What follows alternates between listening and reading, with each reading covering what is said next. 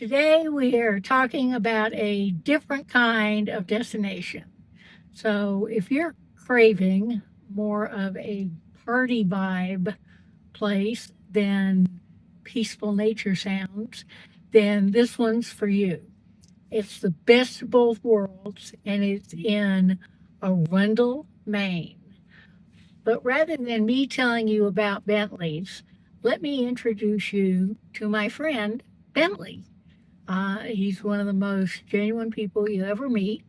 He is a well-known race car driver. He is a biker, uh, and he is a successful businessman. Well, Bentley owns Bentley's Saloon, Motel, and RV Park.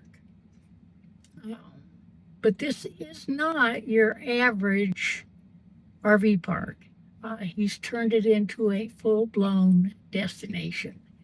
There's about 100 spaces there. He's able to handle all size rigs. But rather than me telling you about it, just watch this to the end and you'll see a place like no other. So without further ado, here's Bentley. Bentley, welcome to Daytona Beach. Well, it's always fun to be here. Well, I own a saloon in Maine. I got a trucking company. I'm an old man, older than dirt. And I love life. I've driven race cars. I've done all kinds of stuff. I guess my highlight of my racing career was Indianapolis, running Indianapolis 2 times. But also winning a lot of races just all over the country, you know, just super modified races, sprint car races, just all kinds of wonderful things that have happened to me, just fallen my way. When did you start with motorcycles? 8 years old, my father gave me the first Harley Davidson. When you were 8, you got your first Harley? I couldn't reach the ground with my feet, and I used to have to start on a stone wall.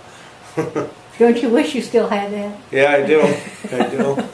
It'd be worse than bucks now. But yeah, I had a good time with it. He used to ride a lot. He dumped it one day coming in the driveway, and then he let me have it. He used to ride it after that, but he let me have it. All right. So Bentley's, how did you get up to Maine? I met a girl up there about 30 years ago, and I moved up there, bought a house, and been there ever since. Then the reason I got in the saloon, my ex-wife, her son got killed on a bike in 2001, I think it was, and I got it mainly for her, just to try to help her, you know, with her loss, to try to keep her busy and stuff like that. It just didn't work out, and then I ended up having it myself, and I just built it in mushroomed into a big thing, and that was huge.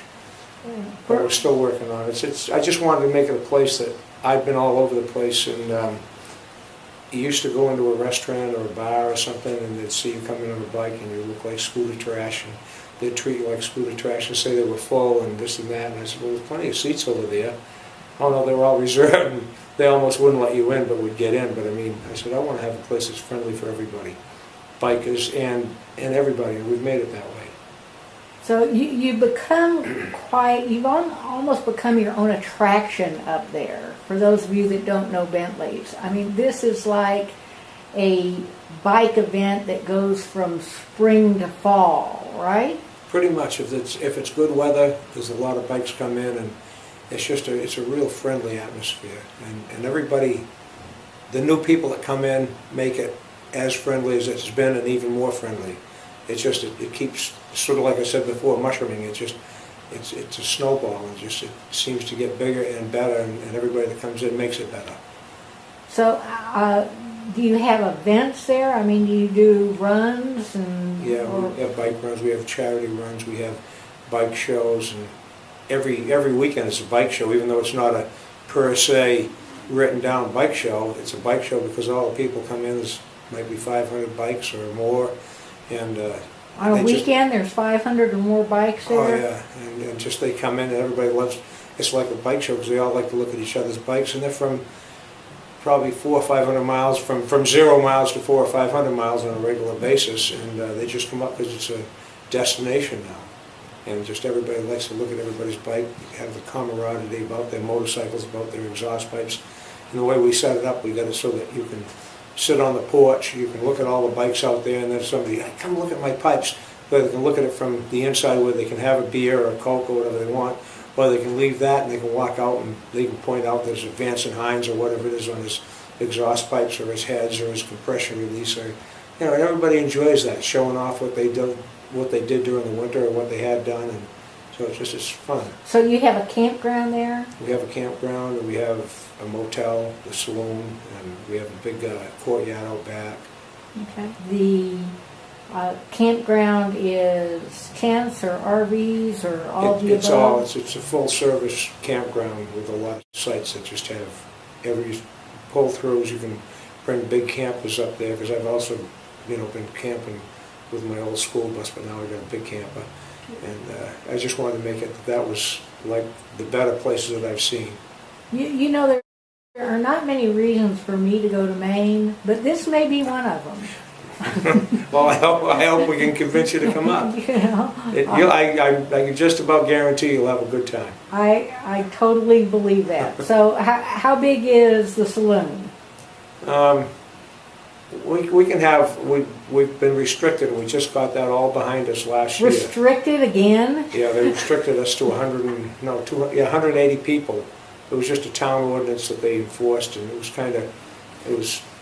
sort of a wrong thing to do, but legally it was the right thing, I guess, because that's what the word was written on the planning board thing, and we got that changed through a vote, and the townspeople came 68% for us and 32 against, which was fantastic. I mean, I didn't expect us to win, but we've done a lot of good things, I think, in town.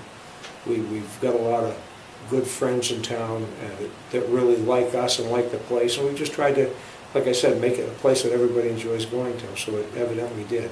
So tell me where this is. For people that are thinking about coming to see you that live in Iowa, give us some landmarks around Maine. Okay, well, everybody's heard of Kennebunkport because George Bush Sr., and we're 3 miles from his house. We're in Arundel, Maine, but at Kennebunkport used to be Arundel, if I'm not mistaken, years ago, 100 years ago, something like that. But we're in Arundel, Maine, which is right on Route 1, right off of Route 95, and that's 25 miles into Maine. So did any of the Bushes ever come to the Saloon? No, but we have a run for a person that was a very good friend of his that got killed on a motorcycle, not as just a very weird accident. A branch fell off a tree, and this Herb Noble was a good friend of mine, got killed on his bike. There were about 8 people and just hit one person, and he was a good friend of George Bush's and Barbara Bush, and so we have a run for the Barbara Bush Children's Hospital every year that his son puts on, Bob Noble.